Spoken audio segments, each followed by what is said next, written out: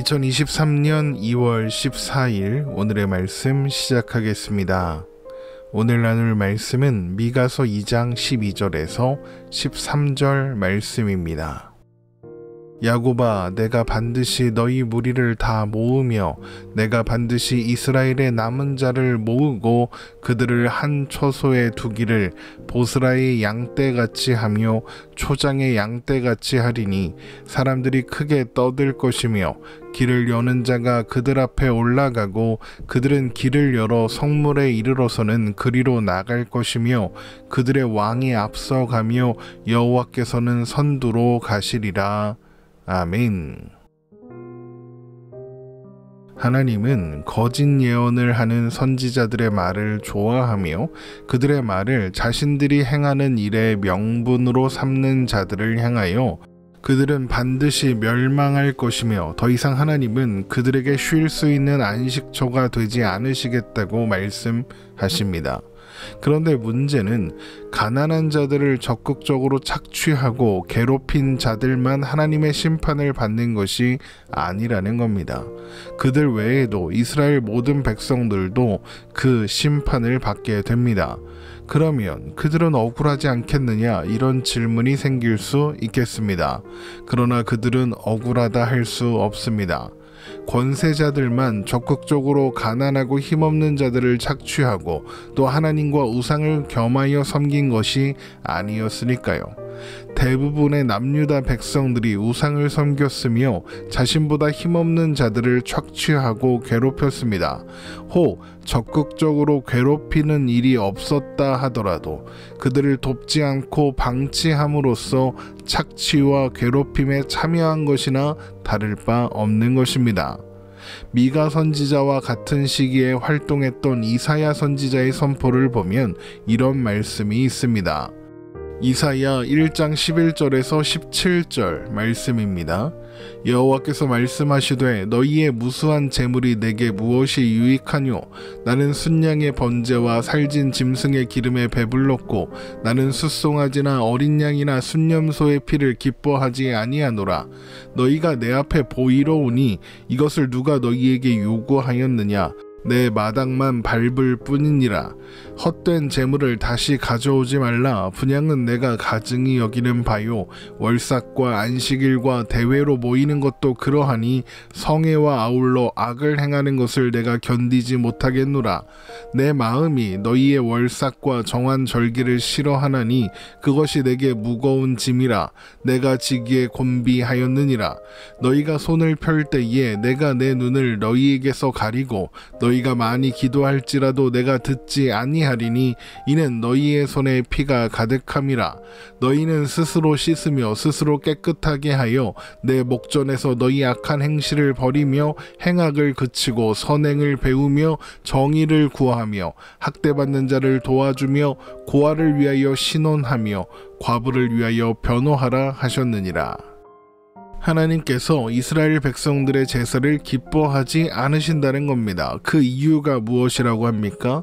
그들이 월삭과 안식일과 대회로 모여서 하나님께 제사를 드리고 예물도 드리고 분향도 하지만 정의를 행하지 않기 때문입니다. 하나님은 그분의 백성들이 학대받는 자와 고아와 과부들을 돌아보고 돕기를 원하십니다. 이사야 58장 6절에서 7절 말씀입니다. 내가 기뻐하는 금식은 흉악의 결박을 풀어주며 멍에의 줄을 끌어주며 압제당하는 자를 자유하게 하며 모든 멍에를 꺾는 것이 아니겠느냐.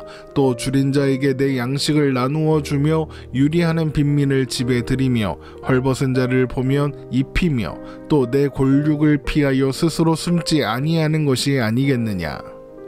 그런데 이스라엘 백성들은 그렇게 하지 않은 겁니다. 그래서 하나님은 그들이 성전 마당만 밟을 뿐이라고 그들의 제사를 기뻐하지 않으신다고 말씀하시는 겁니다. 그러므로 남유다에 임할 심판이 권세자들만이 아니라 모든 백성을 대상으로 하는 것입니다. 그런데 하나님께서 그들을 심판하시는 이유가 뭐라고 했습니까? 완전히 멸망시켜서 다시는 보지 않기 위해서인가요? 그렇지 않습니다. 하나님께서 심판하시겠다고 하시는 이유는 그들을 고치고 회복하기 위해서라고 했습니다. 그게 아니라면 굳이 선지자들을 지속적으로 보내셔서 내 말을 들어라, 정신을 차리고 돌이켜라 이렇게 말씀하실 필요가 없었겠죠. 그냥 신경 쓰지 않고 내버려 두면 알아서 멸망할 테니까요. 그러나 하나님은 계속하여 심판을 경고하셨고 그들을 기다려 주셨습니다. 그러나 그들은 계속 듣지 않았죠. 그러므로 심판이 결국에는 그들에게 임할 것입니다. 그러나 앞에서 말씀드린 것처럼 이것은 하나님께서 그들을 포기하셨기 때문이거나 그들을 버리셨기 때문이 아닙니다.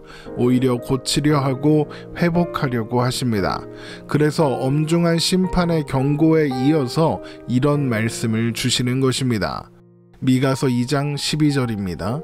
야곱아, 내가 반드시 너희 무리를 다 모으며 내가 반드시 이스라엘의 남은 자를 모으고 그들을 한 초수에 두기를 보스라의 양떼같이 하며 초장의 양떼같이 하리니 사람들이 크게 떠들 것이며. 하나님께서 반드시 이스라엘의 남은 자들을 모아 보스라의 양떼같이 한 처소에 두시겠답니다. 보스라는 모압 지방의 유명한 목초지의 이름으로 양들이 먹을 물과 풀이 풍성하여 시편 23편에서 말하는 푸른 풀밭 쉴만한 물가의 상징과도 같은 곳이었다고 합니다. 목자가 푸른 풀밭 쉴만한 물가로 양들을 데리고 가는 것처럼 하나님께서 하나님의 백성들이 모두 모여 안식할 수 있는 곳으로 인도하여 데리고 가시겠다라고 말씀하시는 거죠. 바로 앞절까지 심판을 선포하시던 하나님께서 바로 다음 절에서 회복을 선포하시는 겁니다. 이것이 무슨 뜻이겠습니까? 심판의 목적이 하나님의 백성들을 온전케 하시고 그래서 하나님 안에서 온전한 안식을 누리게 하는 데에 있다는 것을 보여주는 것이죠. 사실 이것은 심판을 경고하는 와중에도 드러났었습니다. 미가서 2장 5절의 말씀을 봅니다. 그러므로 여호와의 회 중에서 분깃에 줄을 댈 자가 너희 중에 하나도 없으리라. 이제 다 멸망당하게 될 것인데 여호와의 회 중에서 분깃을 얻기 위한 제비를 낼 일이 뭐가 있겠습니까? 그럼에도 불구하고 하나님께서 이렇게 말씀하신다는 것은 무슨 뜻이겠습니까? 여호와의 회 중에서 분깃에 줄을 댈 때가 있다는 것 아니겠습니까? 그러니까 이제 하나님께서 주시는 심판은 애초부터 회복을 염두에 두고 있는 것입니다. 그날이 이르면 하나님께서 앞장서서 하나님의 백성들을 인도해 가실 것입니다. 미가서 2장 13절입니다. 길을 여는 자가 그들 앞에 올라가고 그들은 길을 열어 성문에 이르러서는 그리로 나갈 것이며 그들의 왕이 앞서가며 여호와께서는 선두로 가시리라. 그런데 하나님께서 회복하시는 때에 오셔서 길을 여는 왕이신 여호와 하나님은 누구십니까? 바로 예수 그리스도이십니다. 요한복음 14장 6절입니다. 예수께서 이르시되 내가 곧 길이요 진리요 생명이니 나로 말미암지 않고는 아버지께로 올 자가 없느니라. 이렇게 예수님은 길을 여시는 분이며 또한 만왕의 왕이십니다. 요한계시록 17장 14절입니다. 그들이 어린 양과 더불어 싸우려니와 어린 양은 만주의 주시오 만왕의 왕이심으로 그들을 이기실 터이요 또 그와 함께 있는 자들 곧 부르심을 받고 택하심을 받은 진실한 자들도 이기리로다. 그런데 하나님께서 그날에 그들을 어디로 인도하겠다 말씀하셨습니까? 보스라와 같은 초장으로 인도하겠다고 하셨습니다. 하나님께서 목자가 되신다는 겁니다. 목자 되시는 하나님은 또한 누구십니까? 예수님이죠. 요한복음 10장 14절에서 15절 말씀입니다. 나는 선한 목자라. 나는 내 양을 알고 양도 나를 아는 것이 아버지께서 나를 아시고 내가 아버지를 아는 것 같으니 나는 양을 위하여 목숨을 버리노라. 선한 목자이신 예수님께서 이 땅에 오신 것입니다. 그리고 오셔서 이렇게 말씀하십니다. 누가복음 4장 17절에서 21절 말씀입니다. 선지자 이사야의 글을 들이거늘 책을 펴서 이렇게 기록된 데를 찾으시니 곧 주의 성령이 내게 임하셨으니 이는 가난한 자에게 복음을 전하게 하시려고 내게 기름을 부으시고 나를 보내사 포로된 자에게 자유를, 눈먼 자에게 다시 보게 함을 전파하며 눌린 자를 자유롭게 하고 주의 은혜의 해를 전파하게 하려 하심이라 하였더라. 책을 덮어 그 맡은 자에게 주시고 앉으시니 회당에 있는 자들이 다 주목하여 보더라. 이에 예수께서 그들에게 말씀하시되 이 글이 오늘 너희 귀에 응하였느니라 하시니, 예수님께서 오셔서 전에도 없었고 후에도 없을 온전한 하나님 나라를 시작하셨다는 겁니다. 그런데 어떻게 예수님께서 그 나라를 세우시나요? 마태복음 20장 28절입니다. 인자가 온 것은 섬김을 받으려 함이 아니라 도리어 섬기려 하고 자기 목숨을 많은 사람의 대속물로 주려 함이니라. 죄인 취급을 받고 십자가에 죽으심으로써 그 일을 이루십니다. 가장 낮은 자로 오셔서 가장 가난해져서 우리를 살리시고 그 나라를 시작하시는 겁니다. 그런데 그 나라에는 어떤 사람들이 들어갈 수 있습니까? 미가서 2장 12절을 다시 한번 보겠습니다.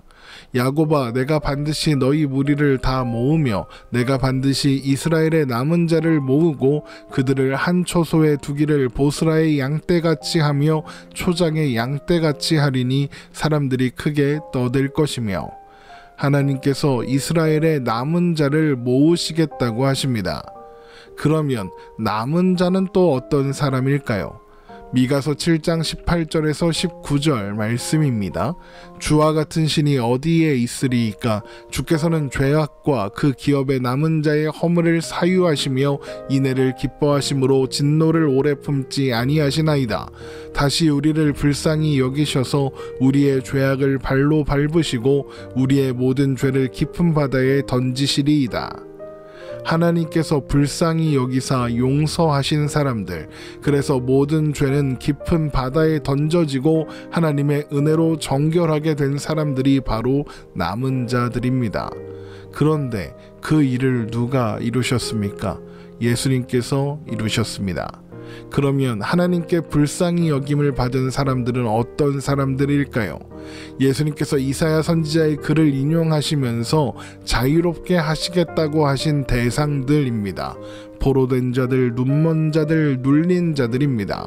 그들의 공통점이 하나 있습니다. 바로 그들이 상한 심령을 가지고 하나님 외에는 의지하고 기대할 대상이 하나도 없다는 것입니다. 시편 51편 17절입니다.